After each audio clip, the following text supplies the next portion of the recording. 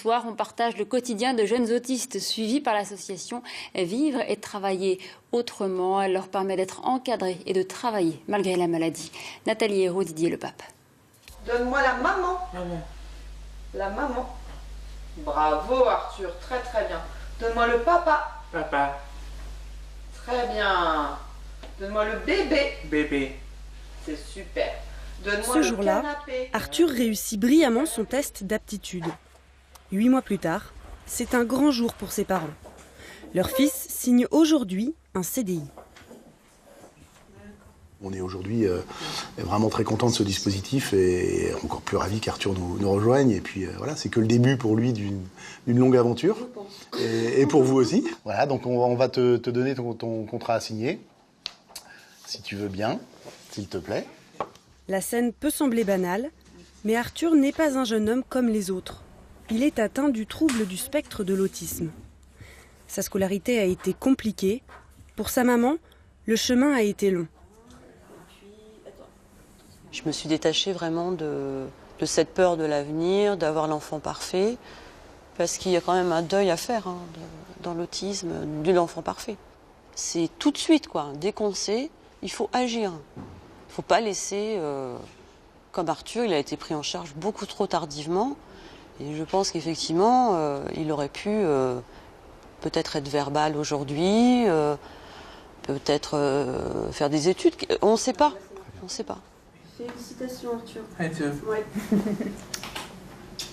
Quand on est un parent d'enfants autistes, c'est certainement très compliqué et très frustrant de ne pas pouvoir communiquer, interagir avec son enfant pour des raisons vraiment très affectives. Un enfant qui ne fait pas de câlin, un enfant qui n'a pas de contact oculaire, un enfant qui ne présente pas de réciprocité sociale, ça doit être très compliqué. Depuis la toute petite enfance, ça se manifeste par un enfant qui ne va pas tendre les bras quand sa maman va arriver pour le chercher dans son lit, ou qui ne va pas le regarder lorsqu'il mange ou tète. L'autisme affecte le système nerveux dès le ventre de la maman. Communiquer est difficile pour eux. Leur pensée est très visuelle. Donc la commande, c'est 9 bacs à remplir. Donc en fait, il met 1, 2, 3, 4, 5, 6, 7, 8, 9 et il enlève à chaque fois qu'il a fait un bac. Dans cette usine filiale d'Andros de 450 salariés, 8 personnes autistes sont en CDI, une première en France. Chaque matin de la semaine, pendant 3h30, les jeunes sont au travail. Avec Terence, Arthur ouvre les cartons et trie les pots. L'espace est entièrement organisé pour eux. Chaque référence est signalée par une affiche de couleur, de manière à ce que les garçons se repèrent, soit avec le chiffre, soit avec la couleur, en fonction de leurs compétences.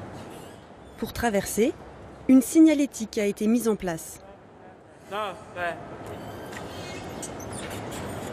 C'est à nous de nous adapter au niveau de compréhension de la personne. Donc si l'outil ne fonctionne pas, on le teste sur un temps donné et défini aussi en réunion. Et donc si l'outil ne fonctionne pas, on le réadapte, puisque l'objectif c'est de s'adapter à la problématique de la personne, à son niveau de compréhension et pas l'inverse. Après la matinée de travail, les jeunes retournent chez eux, à la maison du parc située aussi à Auneau, en Eure-et-Loir. Un bâtiment niché au cœur d'un jardin de 20 hectares. Il a été entièrement rénové par Andros et prêté à l'association Vivre et Travailler Autrement. La maison est financée par le conseil départemental et par les loyers des chambres payés par les autistes. Où sont les hommes ? Demanda poliment le petit prince. La fleur, un jour, avait vu passer une caravane. Tous les jours, des activités sont proposées à la maison du parc. On va essayer de partir de cette histoire-là pour dessiner. On va dessiner le petit prince. Le petit prince ? Oui. Et là, Luc, c'est la fleur ?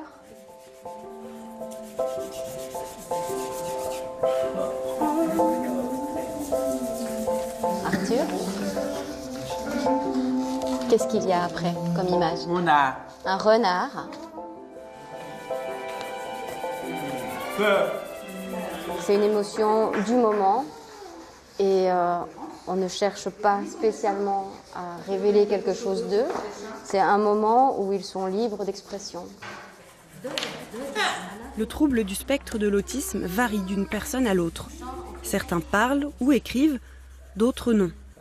Donc vous pouvez avoir une personne autiste qui présente des compétences intellectuelles dans les normes, voire supérieures à la norme, comme vous pouvez avoir une personne autiste qui a une déficience intellectuelle associée, légère, moyenne à sévère. Donc on a affaire à des profils complètement différents. On peut être autiste et faire des études. Luc travaille chez Andros et c'est grâce à lui que le dispositif existe. Son père, Jean-François Dufresne, directeur général, est à l'origine du projet. Il se bat pour que les autistes travaillent, car en France, seulement 5% ont un emploi. La caractéristique française, mais qui est assez répandue de toute façon, c'est de considérer que quand on voit un handicapé, de se dire mais qu'est-ce qu'il ne peut pas faire ? Qu'est-ce qu'il ne peut pas faire ? Et moi, ce qui m'intéresse, c'est qu'est-ce qu'il peut faire ? Et comment je l'aide à pouvoir faire et pouvoir exprimer ses compétences. L'objectif, c'est qu'ils nous quittent. C'est que certains d'entre eux, ils n'y arriveront peut-être pas tous, mais que certains d'entre eux puissent acquérir un tel niveau d'autonomie qu'ils puissent aller travailler, peut-être pas qu'à mi-temps, peut-être pour certains à plein temps, et que, parallèlement, ils puissent avoir un appartement en ville.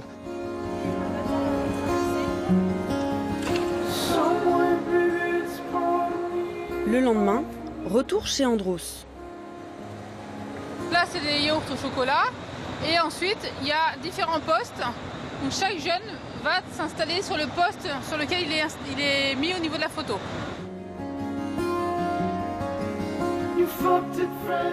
Reinecker, Jordan, Luc et Louis mettent les couvercles sur les pots de yaourt. Le fait de faire des tâches répétitives, ça rassure le jeune puisque du coup, c'est du quotidien, c'est la répétition, c'est rassurant pour eux et c'est une tâche qu'ils connaissent. Donc en plus, ils sont très productifs parce que pas d'angoisse, pas de problématique, c'est toujours pareil. Répéter tous les jours les mêmes actes aide les personnes autistes. Certaines deviennent même ultra compétitives. Aujourd'hui, pour être honnête, les semaines les moins bonnes, c'est les semaines où les personnels autistes ne sont pas là, ils sont en congé. Parce que eux, avec le temps, ils ont de l'expérience. Donc du coup, leur travail aujourd'hui, ils le font très vite. Parce qu'ils ne se perdent pas de temps à chercher, à comprendre, ils savent ce qu'ils ont à faire. Donc quand eux ne sont pas là, on remplace par des personnes intérimaires qui, eux, n'ont pas les connaissances, donc il leur faut un temps d'apprentissage. Certains après-midi, Arthur et Reinecker vont faire les courses. Voilà. Céline les accompagne. Alors, on prend des betteraves et on va prendre des radis. Des radis. Ouais, super. Bravo Arthur.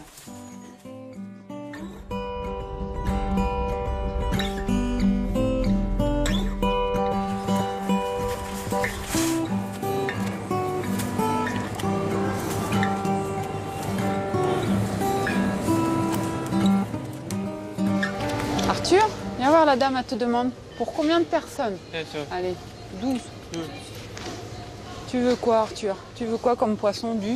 On a dit du cabillaud. Super. Bonjour. Ils viennent souvent le lundi et je les passe souvent à ma caisse. Je trouve ça bien parce que ça peut leur permettre de leur prouver qu'ils peuvent être comme tout le monde.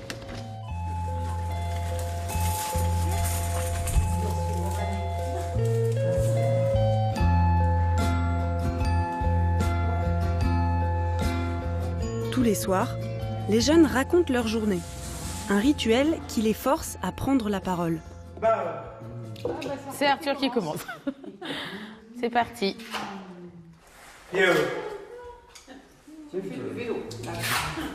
À qui de raconter sa journée? Super, Terence. Ils ont beaucoup de mal à initier les choses, ils ont besoin de nous pour ça.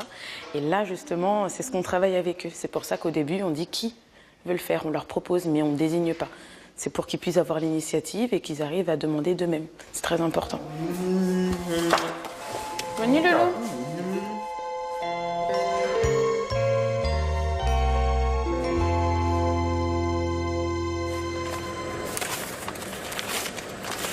Retour à l'entreprise, à la pesée. Ce travail fonctionne pour les autistes, mais trier les palettes, par exemple, a été un échec. Ils n'arrivent pas à juger, de se dire, bon, bah, celle-ci, elle est un peu fragile, mais ça passe quand même. Ou celle-ci, elle est un peu esquintée, mais ça va quand même passer. C'était oui ou non. Donc du coup, on n'a pas pu trier ici. Nous, on a certaines palettes, on est obligé de faire un compromis. Et le compromis au niveau de l'autisme, ça passe pas. Les jeunes maîtrisent ce travail car ils apprennent à peser. À la maison du parc, super. ils cuisinent. C'est bien, Luc. Stop.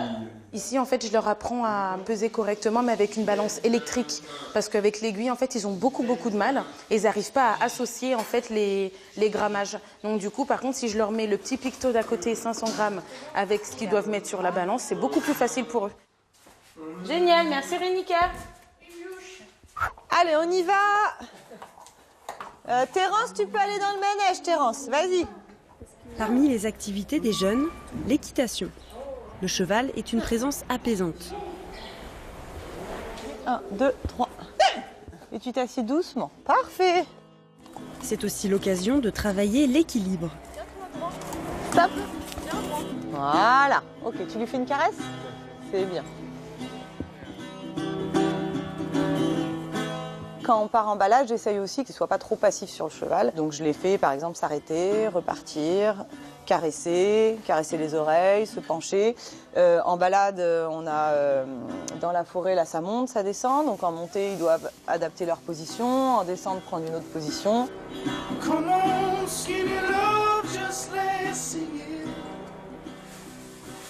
La journée se termine, c'est le départ en week-end. Arthur va retrouver sa famille, il nettoie sa chambre avant l'arrivée de sa grande sœur. Il adore passer du temps avec moi. Enfin, vu que je suis de la même tranche d'âge, c'est ce qu'il devrait faire normalement, quoi, sortir avec des amis. Donc souvent, quand j'ai des copines, on l'emmène avec nous, il est content, quoi. Ici, c'est vrai qu'il est très bien, ça lui correspond. Et c'est tout ce qui compte, pour nous, en tout cas.